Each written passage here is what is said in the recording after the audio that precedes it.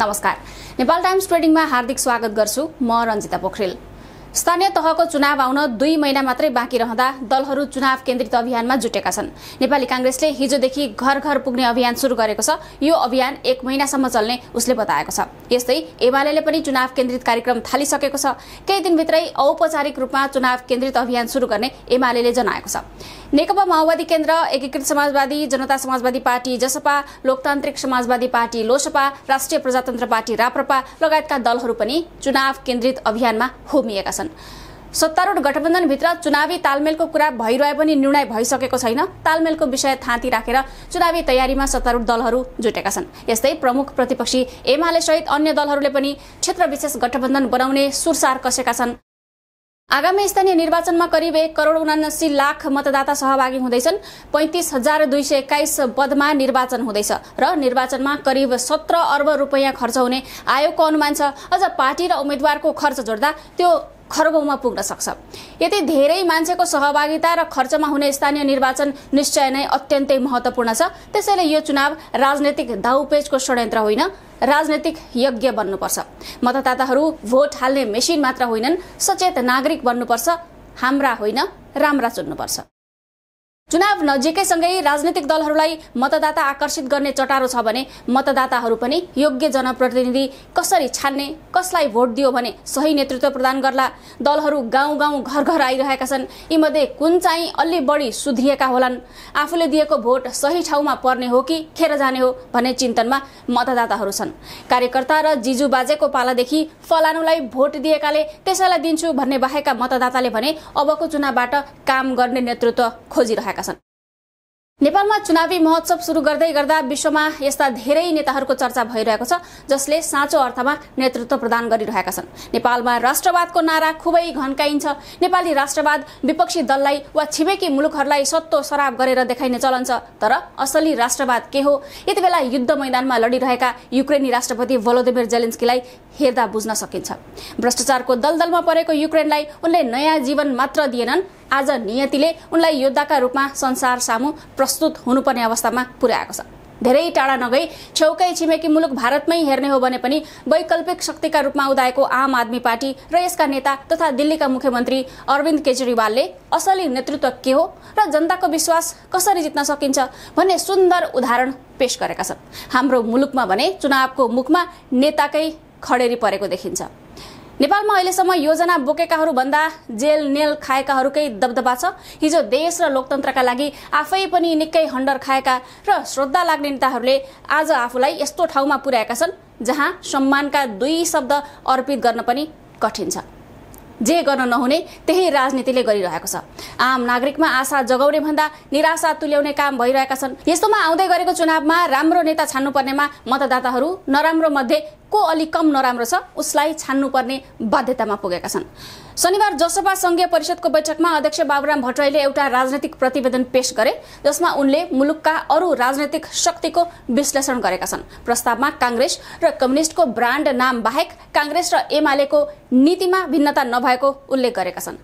उत्पीडित राष्ट्रियताको पहिचान, अधिकार, मुक्ति र शासकीय स्वरूप र निर्वाचन प्रणाली परिवर्तनको पक्षमा नेकपा माओवादी केन्द्र, कांग्रेस र एमाले भन्दा थोरै लचिलो र उदार देखिए पनि माओवादीले त्यस्ता मुद्दामा पनि अवसरवादी नीति अख्तियार गरेको आरोप उनले लगाएका छन्।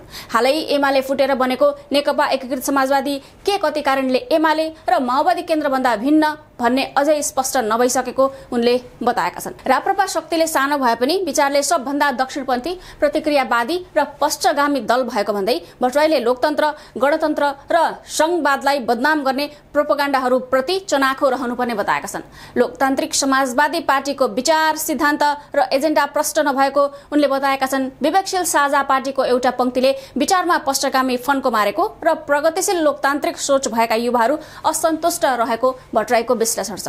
जनमत पार्टीको वास्तविक राजनीतिक अभिष्ट के हुन् भन्ने अझै स्पष्ट नभएको उनले बताएका छन्। बाबुरामले अन्य दलबारे टिप्पणी गरिरहँदा उनको आफ्नै दलमा विचलन बढ्दै गएको छ। कुर्सी र शक्तिमा हानाथाप भइरहेको छ। उनी आफै हिजो पार्टी विघटनको बाटोमा अघि बढेका थिए, तर भट्टराईले अन्य दलका विषयमा गरेका टिप्पणीहरूमा सत्यता हुँदै नभएका भने होइनन्, किनभने चुनावको मुखमा पनि दलहरू राजनैतिक एजेन्डा, जनताका मुद्दा लिएर मैदानमा जाने होइन कि प्रतिस्पर्धीको खुट्टा तानेरै जित्ने रणनीतिमा छन्। नेताहरू गाउँ गाउँमा गएर एकअर्काको भण्डाफोर गर्नेमै समय खर्चिरहेका छन्। कांग्रेसले एमाले र तत्कालीन नेकपाको भण्डाफोर गर्ने, एमालेले अदालतमा गोरु ब्याएको र त्यसले जन्माएका 5 पाटाहरू खुइल्याउने, माओवादीले सके गठबन्धनमा तालमेल गरेर एमालेको पत्ता साफ गराउने, नसके चुनावपछि विद्रोह गर्ने, अनि सबैको रणनीति भनेको चाहिँ चुनाव जित्नकै लागि अन्य दलमा भएकाहरूलाई टिकट दिएर पार्टी प्रवेश गराउने। माओवादी केन्द्रका अध्यक्ष प्रचण्डले चुनावमा आफ्नो पार्टीले हारे देशले नै हार्ने र त्यसो भएमा अझै सशक्त संघर्ष गर्ने बताएका छन्। माधव नेपालको एकीकृत समाजवादी पनि जसो जसो प्रचण्ड उसै गर्न थालेका छन्। समाजवादीका संघीय मन्त्रीहरू बालुवाटार धाउन थालिसकेको व्यापक चर्चा मात्रै होइन, पार्टीभित्रै आलोचना पनि बढेको छ।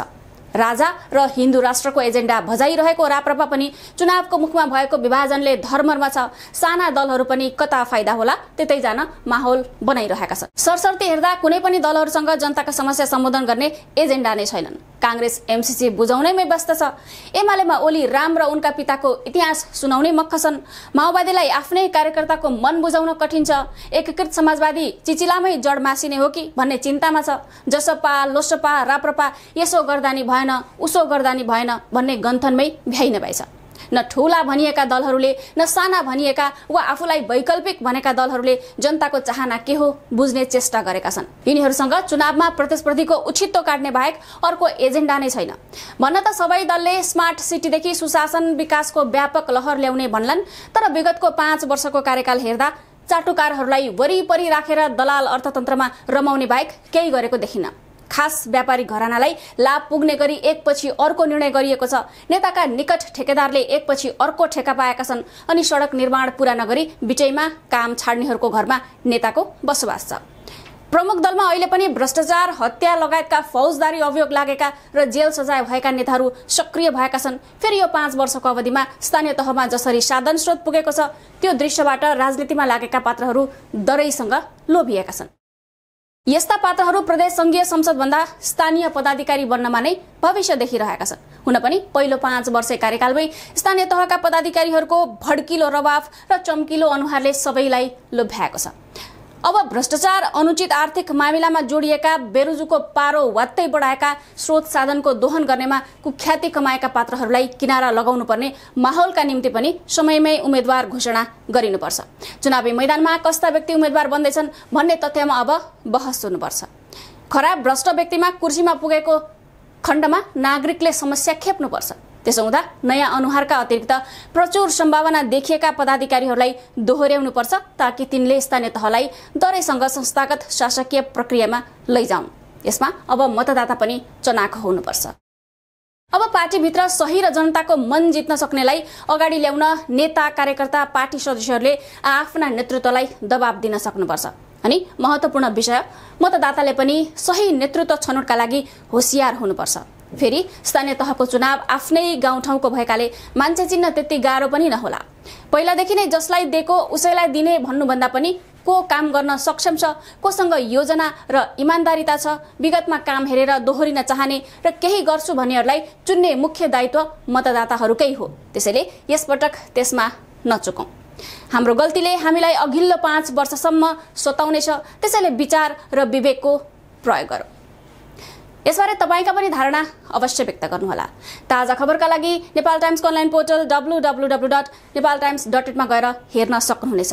यसैगरी हाम्रो युट्युब च्यानल र फेसबुक पेज पनि अवश्य भिजिट गर्नुहोला। तपाईले गर्नुभएको लाइक, कमेन्ट, शेयर र सब्स्क्राइबका लागि धेरै धन्यवाद। नेपाल टाइम्स हेर्दै गर्नुहोला। नमस्कार।